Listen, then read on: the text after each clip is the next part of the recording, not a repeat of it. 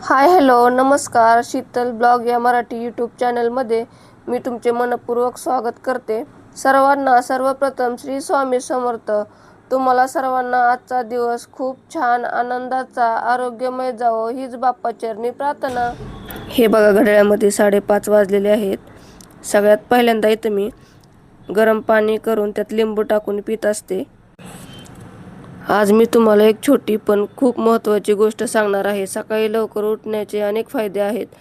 पहिला फायदा म्हणजे मन शांत आणि तेजस्वी राहते. सकाळची सुरुवात हवा किंवा शांत वातावरणात आपल्या दिवसाची सुंदर सुरुवात करून देते. दुसरा फायदा म्हणजे दिवसभरासाठी भरपूर वेळ मिळतो. घरची कामे, व्यायाम, देवपूजा किंवा कुठल्याही गोष्टीत आपल्याला वेळ भेटतो. आता माझी आंघोळ झालेली आहे. सकाळी लवकर आंघोळ केल्याने स्वच्छ प्रसन्न मनाने दिवसाची सुरुवात केली की दिवसभर काम करण्यासाठी एक वेगळीच ऊर्जा निर्माण होते. आता माझं सगळं आवरून झालेलं आहे. आता मी उंबरट्याची पूजा आणि रांगोळी काढून घेते. आपल्या घरचा उंबरठा हा घरात सुख, समृद्धी आणि सकारात्मक ऊर्जेचे स्वागत करणारा मानला जातो. म्हणून रोज सकाळी घरचा उंबरठा स्वच्छ करून त्याची पूजा केली जाते.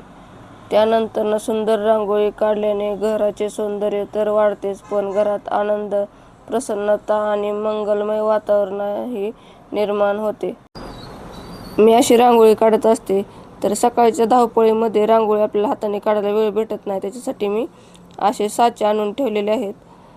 तर हे बघा, लक्ष्मीची पावले तर खूप छान साच्याने येतात. हे बघा, फुलाच्या डिझाईनचा बी साचा आहे माझ्यापाशी.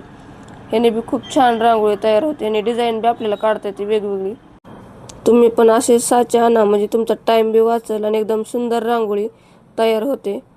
तुमच्या जवळच्या मार्केटमध्ये तुम्ही बघू शकता. आणि उंबरठा हा छोटा आहे ना, त्याच्यासाठी मी असे छोटेसे साचे आणलेले आहेत. आणि हा उंबरठा आहे ना, हा फरशीचा उंबरठा आहे मैत्रिणींनो. असा वाटतोय ना हा लाकडाचा उंबरठा आहे म्हणून. या उंबरठ्याला मी ऑइल पेंटचा कलर दिलेला आहे. ही फरशी खूप काळी दिसत होती, काळीच होती फरशी. नंतर मी याला असा पिवळा कलर दिलेला आहे. त्याच्यामुळे उंबरठा खूप छान दिसतोय.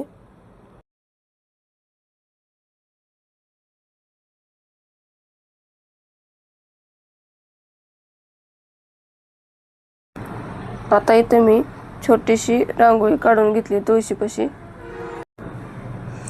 आता इथं मी सूर्यनारायणला अर्घ देते.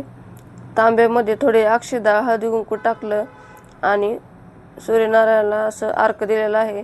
सोसायटी असल्या कारणाने मला असं पाणी खाली टाकता येत नाही, फरशी वरती पडतं. त्याच्यासाठी मी असं फुलपत्रामध्येच पाणी घेत असते.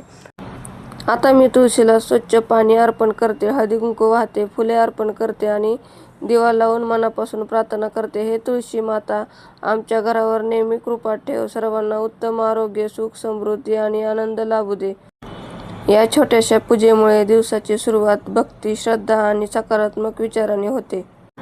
मी आंघोळ केल्यानंतर रांगोळी काढली की लगेच तुळशी मातेला पाणी अर्पण करून आणि सूर्यदेवांना बी अर्घ्य देऊन अशी पूजा करत असते. म्हणजे सूर्यनारायण इथं बघा, आमच्या इथं सोसायटीमध्ये 7 वाजता इकडनं म्हणजे प्रकाश येतो सूर्यनारायणचा. त्यानंतर येत नाही, त्यासाठी मी पहिल्यांदा सूर्यदेवांची पूजा करत असते. आता इथं मी देवाची बी पूजा करून घेतली. देवासमोर रांगोळी काढते. इथं बी बघा, मी साच्यानेच रांगोळी काढलेली आहे. तर 1 सेकंद बी लागत नाही, एवढी फास्ट रांगोळी येते. तर देवांना हळदी कुंकू वाहिलं आणि देवांना असे फुलं वाहून घेते. दिवसाची सुरुवात देवाच्या आशीर्वादाने झाली की मनाला एक वेगळाच आनंद आणि शांतता मिळते. रोज काही क्षण देवाच्या चरणी घालवल्याने सकारात्मक ऊर्जा मिळते आणि दिवसभर काम करण्याची प्रेरणा मिळते. मी देवाला नमस्कार करून माझ्या यूट्यूब फॅमिली, कुटुंबियांचा सुख, समृद्धी, उत्तम आरोग्य आणि आनंदासाठी प्रार्थना करते.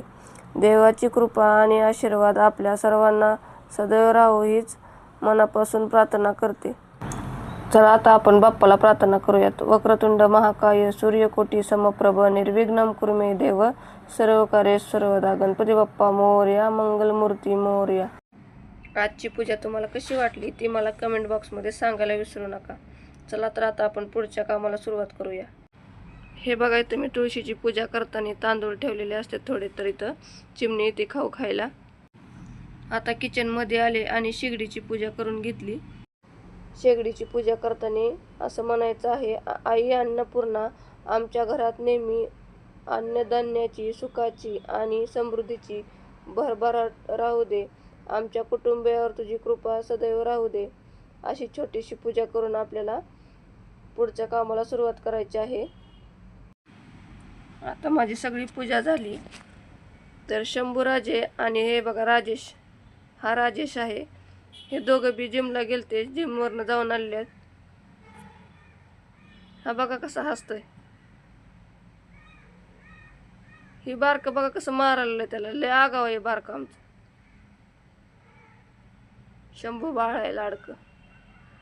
आता मी तर रात्रीच प्रोटीन तर भिजू घालत असते. हरभऱ्याची डाळ, शेंगदाणे, मटकी असं मी सगळं प्रोटीन त्यांना मिक्स करून देत असते. हे बघा इथं मी केळी आणलेली आहे. तर इथं केळी काय झालं, मोठ्या केळीमध्ये एकदम छोटी केळी होती. तर बघा शंभूराजे कसं दाखवतोय, छोटी केळी छोटा वाना नाही असं म्हणतोय. मोठ्या मोठ्याने हसायला लागला होता.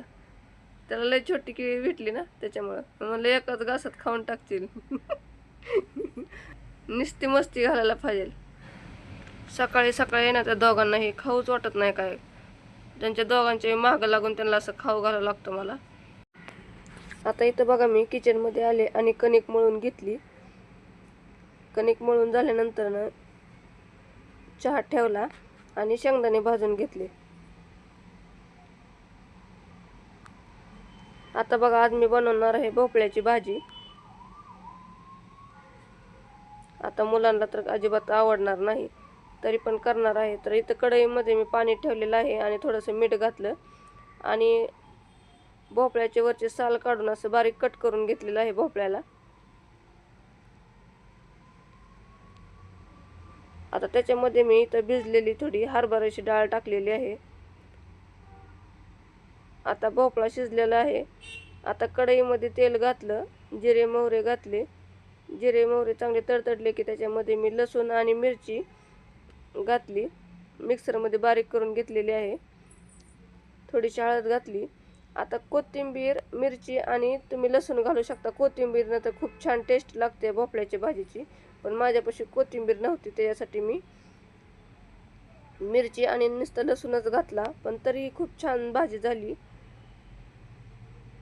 आता चवीनुसार इथं मीठ घातलं आणि मिक्स करून घ्यायचं आपल्याला. मिक्स करून घेतलं की त्यानंतर मी तर कूट घातलं, असं जाडसरच कूट घातलं, जास्त बारीक नाही. तर आता याच्यावरती झाकण ठेवते आणि 5-10 मिनिटाला आता चांगलं शिजवून घेते. आता इकडच्या गॅसवर मी तवा ठेवला आणि चपात्या लाटून घेते.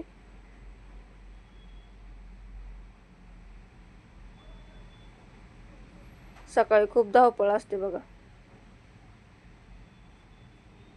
हे बघा आता भोपळ्याची भाजी झाली आणि चपाती झाली. आता आपण बाप्पाला नैवेद्य दाखवूया.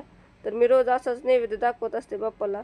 जो सकाळी नाश्ता असतो ना, तो बाप्पाला मी सकाळ सकाळ दाखवत असते. आता इथं चहा झालेला आहे, चहाही देते. आता चहा चपाती राजूला दिली आणि भाजी चपाती ह्यांना दिली. तर ह्यांची ड्युटीची तयारी झाली. तर त्या बघा मी रोज पाया पडत असते. तशीच मुलंही रोजच पडतात माझ्यासारखंच, त्यांना सवय लागलेली आहे. म्हणजे लग्न झाल्यापासूनच मला सवय आहे त्यांच्या पाया पडायची. तर हे बघा ब्रह्मकमळला अशा कळ्या आलेल्या आहेत. तर किती छान आलेल्या आहेत, तर तुम्ही बघू शकता. एकदम मस्त आलेल्या आहेत कळ्या. आता कधी फुलतात तीच मला माहिती नाही, कारण की पहिल्याच वर्षाला फुल लागलेलं आहे. आता मुलं कॉलेजला गेले, ह्यांनी ड्युटीला गेले.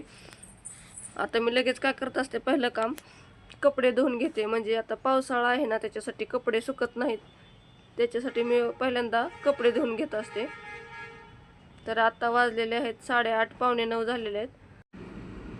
घरातील ही रोजची कामे जरी साधी वाटली तरी ती वेळेवर केली कीच व्यवस्थित राहते. स्वच्छ कपडे आणि नीटनेटके घर पाहिले की मनाला एक वेगळाच आनंद मिळतो. माझे सगळे कपडे धुवून झालेले आहेत, पण इथं मी कपडे पिळण्यासाठी मी मिशनचाच वापर करते. आता पाऊस खूप पडत आहे ना, त्याच्यासाठी मी मिशनचा जास्त वापर करते. कारण की 2-3 वेळेस ड्राय केले ना कपडे, म्हणजे 2-3 वेळेस असं मिशनला टाकले ना पिळण्यासाठी, तर एकदम असे सुकून जातात कपडे. म्हणजे अर्धा 1 तास जरी वरती टेरेसवर जरी सुकायला घातले ना तरी लगेच सुकून निघतात कपडे. कपडे सुकतात त्यावरचं मी इथंही किचनवरचा पसारा आवरून घेते सगळा.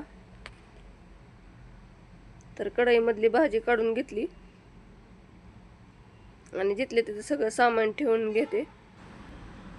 चला आता कपडे सुकलेले आहेत ते काढून घेते. आता पावसाळ्यामध्ये काय होतं की कपडे ओलेच राहतात, त्याच्यासाठी 2-3 वेळेस मिशनला असं फिरवून घेतले ना म्हणजे चांगले कपडे मिशनमध्ये सुकतात. आता सगळे कपडे काढून घेतले. आता चला आता टेरेसवरती.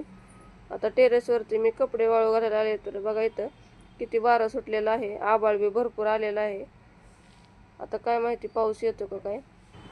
हवेमध्ये थोडेसे केसही सुकवले. खाली आले आणि भांडे घासून घेते. आता मी भांडे घासून किचन एकदम स्वच्छ करून घेते. स्वच्छ किचन म्हणजे घराचं सौंदर्य. सकाळची सर्व कामे झाल्यानंतर ना भांडी स्वच्छ करून संपूर्ण किचन नीट आवरले की मनाला खूप समाधान मिळतं. स्वच्छ आणि नीटनेटके स्वयंपाकघराची जागा पाहिली की काम करण्याची ऊर्जा वाढते आणि घरातील प्रसन्न वातावरण तयार होतं. आता भांडी घासून झाली आहेत आणि किचनही पूर्णपणे स्वच्छ झालेलं आहे. अशा छोट्या छोट्या सवयीमुळे आपले घर नेहमी स्वच्छ, सुंदर आणि व्यवस्थित राहते. तुम्हाला असेच घरगुती आणि मराठमोळे सकाळचे ब्लॉग आवडत असतील तर व्हिडिओला लाईक करा, कमेंट करा आणि माझ्या चॅनलला सबस्क्राईब करायला विसरू नका. व्हिडिओ बघितल्याबद्दल धन्यवाद.